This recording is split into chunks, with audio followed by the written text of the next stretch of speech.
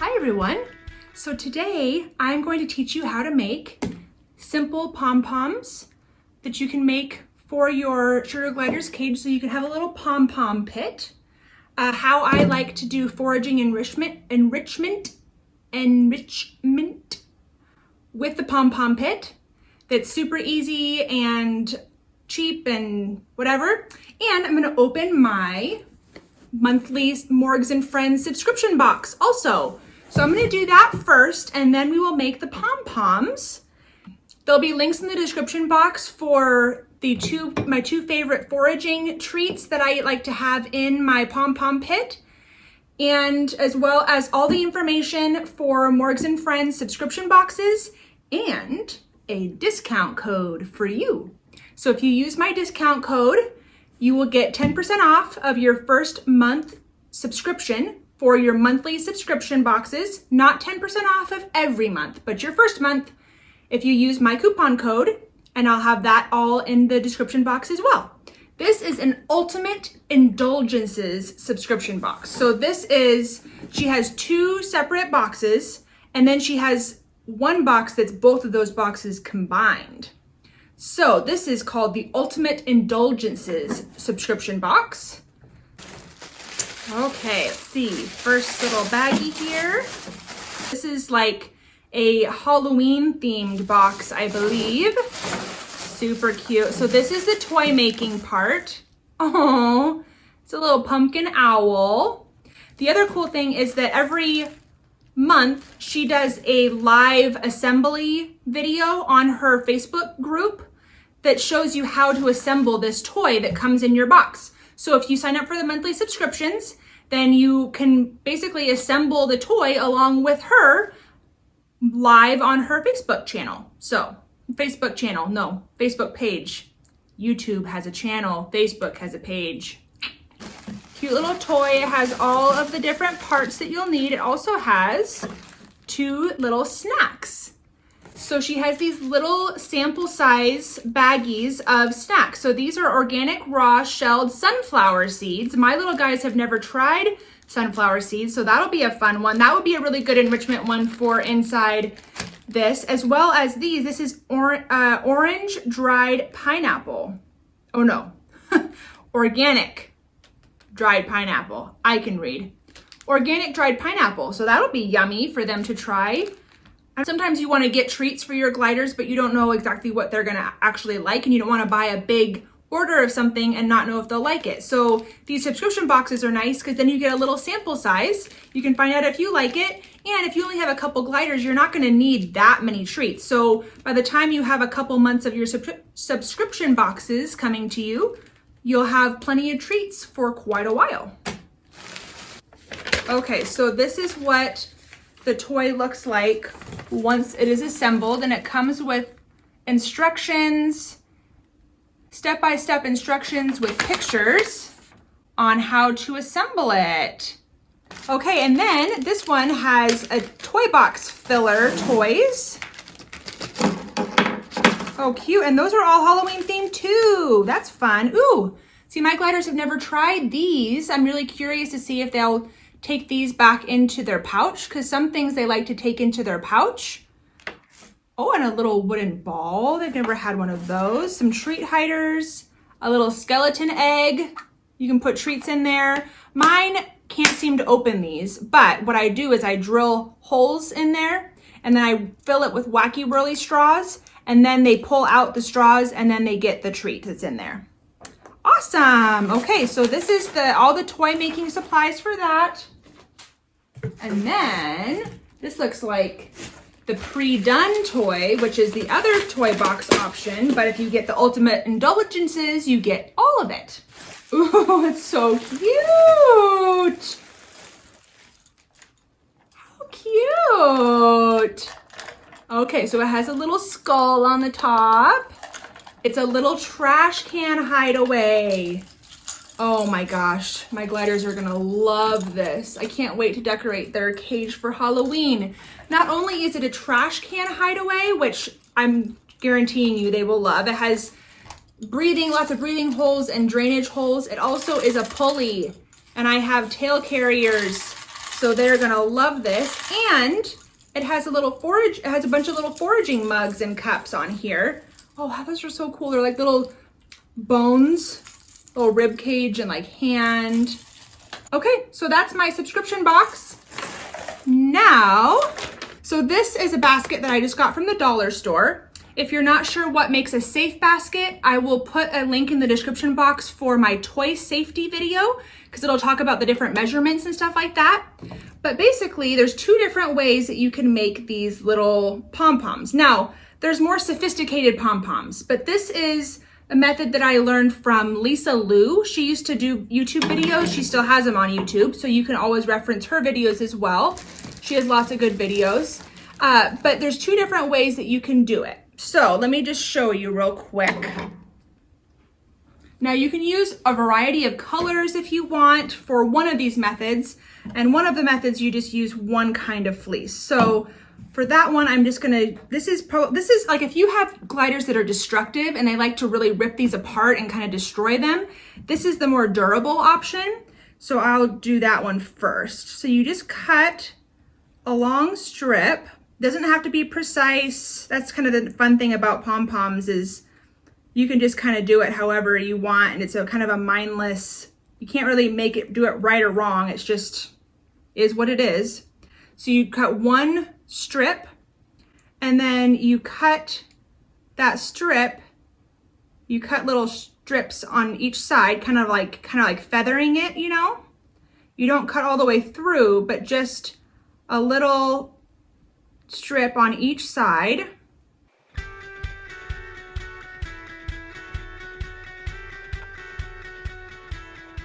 Okay, so then you're gonna have a strip that kind of looks like this. Then you're gonna cut a piece of fleece the stretchy way. So your fleece has a non-stretchy side and a stretchy side. You wanna cut a piece that's the stretchy side.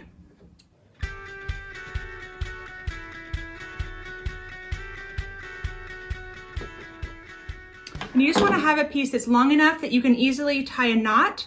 Don't cut it so thin that when you pull it, it breaks apart. You wanna be able to have a nice pull on it. But then after you've stretched it and pulled it, it's gonna look something like this. Then what you're gonna do is take your thing that you already cut, you're gonna roll it up like a sleeping bag.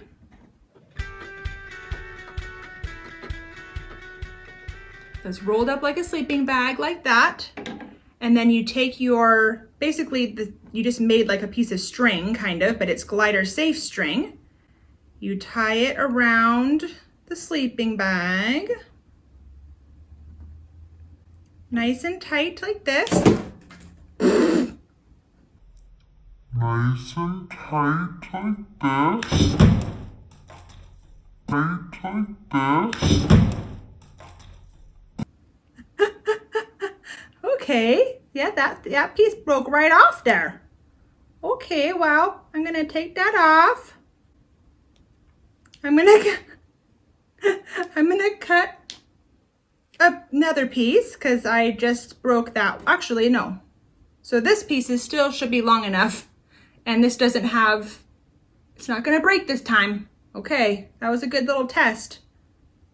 Making sure you're paying attention. Okay, so now I'm gonna tie it again. You wanna double or triple tie it. So you want it to be long enough to where you can double or triple tie it. Just like that. Then you cut these long strips off that you just got done tying with. Boop, boop.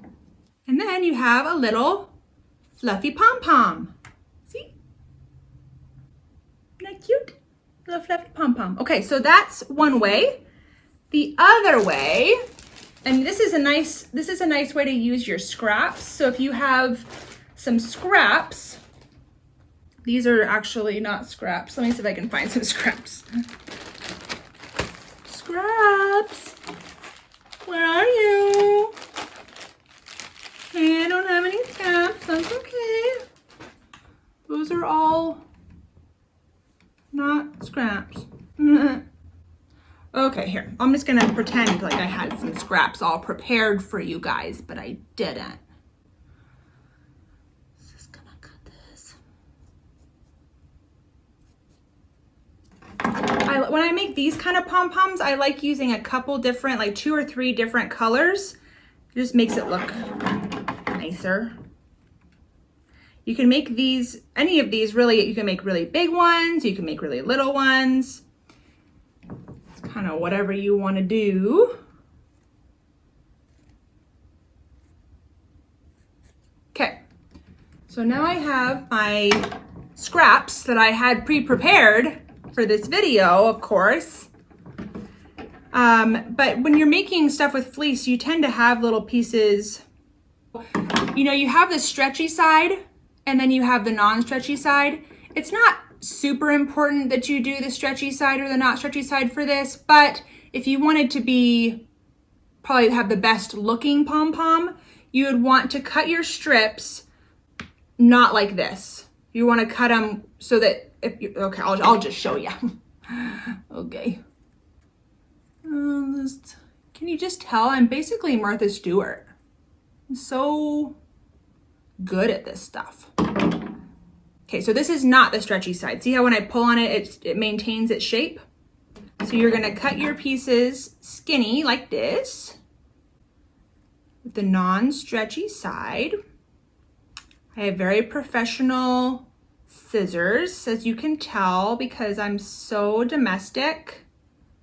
Actually, these are just not at all really for this, but I use it for it because I like that they're small. I don't really know why.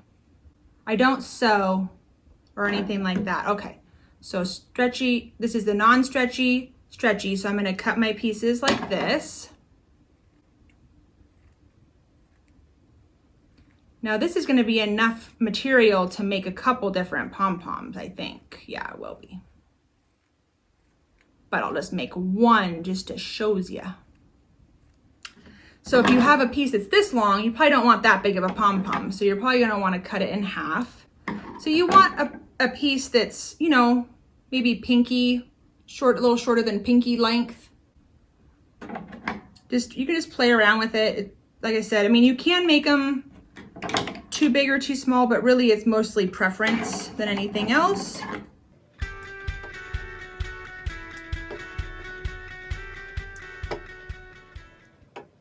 Okay, good. So this one is a stretchy. So this is gonna be my, I'm gonna tie it with this stretchy guy right here. See, I just made my string. Not gonna break this time, I don't think.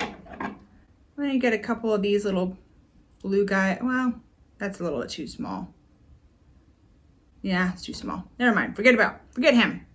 Not gonna have any blue. It's just gonna be black and gray. Okay, so then, it's kind of stinky. It's been in their cage for a little bit. I need to wash that. Ooh, speaking of washing the pom-poms, I'm going to put in the description box the laundry bags that I use to wash my pom-poms. I got like a laundry bag set, and one of those I use to wash my pom-poms. It's one of the ones that kind of holds its shape, but really you could probably use any of those. Okay, so I just stacked like 10 of these little strips, okay? So I stacked 10 strips, and then I'm gonna take my little piece of string that I made, and I'm gonna tie it around the middle, like so. Tie it really tight. And then back around, like I said, double or triple knot it, back around, okay? You're gonna cut off your little stringy poos, there, and then fluff it around, kind of pull them around to the side. There's another, that's not the prettiest pom-pom I've ever made, but you know, you get the idea. So there's another pom-pom. Let's see if I can find a prettier one. This is a little prettier. Okay. But you know what? Your gliders don't really care if they're pretty, so. But if you have a kind of destructive gliders what they're gonna do is try to pull these out, and they might even take these back into their cage to sleep with. So they're gonna pull them all apart like that. Mine don't, but some people's do. And then it's kind of a foraging thing. And really, if you make it big enough, so see this little thing that's left over, you want to take these out of the cage if they do tear them apart. This is, I mean, yeah. Because obviously it's not big enough for their head to get in, but their little paw, I suppose, could get caught in there because it's smaller than a 1/2 inch. So if your gliders are destructive and they're tearing these apart every night, it might be a good idea to make the other kind of pom-pom so that you don't have these in the cage that they could get their little paw stuck in. Yeah, so that's how to make a pom-pom. And then what I do, this one's so much cuter. I think I used more than 10 pieces for this one. I made them a little bit skinnier and shorter. So, wait, no, this is the other method. This is the one that I made first. Well, I like the first method a little better. But you can't use your scraps with this one. So if you're trying to use your scraps, then you probably want to use the second method, as long as you don't have gliders that destroy them, and then you're worried about having these little guys in the cage. So then what I do at nighttime is I take, this is kind of dirty. This is their, so I actually use this a lot for their foraging. This is actually the fruit flavored kibble, the Happy Glider pellet kibble stuff that everybody says is so popular and is good to have alongside your staple. This is not the glider's main source of food. This is just a little extra on top of their regular staple that's healthy for them. This is like their foraging, and it's good for them to have something to chew on that's hard because it kind of brushes their teeth. But this one is the fruit flavor, and it does have more sugar than some of the other kibbles that you can find out there, but mine really like it. And I use it as like a healthier foraging option. So what I do is I'll take like a little bit of this kibble and I'll just sprinkle it in their pom-pom pit here, like this, and then mix it up. And then they forage, you know, then they can have to dig through to find the kibble. I'll also take like 1 or 2 fish sticks. I never give my gliders like a whole fish stick, because to me, the idea of giving them treats or foraging treats is for them to have the excitement and the enrichment of foraging. But when they find it, it doesn't have to be a huge piece. They get excited over a little piece. So what I do is I just tear it into small pieces. So you can do this with almost any treat, but this is a nice one that is super easy. You know, so you just take a fish stick and just break it into tiny little pieces. And then you can do the same thing where they can forage for it in the pom pit, or you can take, you know, these little fish sticks and put them in, you know, the little foraging items that you have hanging around in the cage, little dishes or little cups or whatever you use for them to forage. But they can have tiny, tiny little pieces to forage. So that way, even if one glider found all of those, it would only be 2 fish sticks, not, you know, a ton of fish sticks. So, because I do have one glider that wakes up before the other ones typically, and he's usually the first one around foraging. So I try not to overdo the foraging. I get quite a few questions about how many treats should you put in the cage a night to forage. The majority of my gliders foraging is this Happy Glider pellet. And because a lot of people will just have like a little dish of this in the cage, but instead of doing that, I sprinkle this all throughout the cage in their different foraging containers, and then they get the foraging enrichment plus the pellets that they're supposed to eat anyway. So, little trick. I will have a link in the description box for where you can purchase these off of Amazon, 2 different size bags that you can get. I'll also have a link in the description box for these fish sticks. There's 2 different kinds of those you can get as well. One has less sodium, and that's the one I would recommend, but it's a little bit more expensive than the other. So I'll let you use your own discretion. I do have links for both in the description box. And of course, I'll have all of the information for the subscription boxes from Morgs N Friends. Thank you so much, Morgs N Friends, for supplying me with this box and giving my subscribers a discount code. Appreciate it. Oh, and if you use my discount code, you also get an extra little treat from me to you in the subscription box. So it's worth doing, I think. Have a great day. Bye.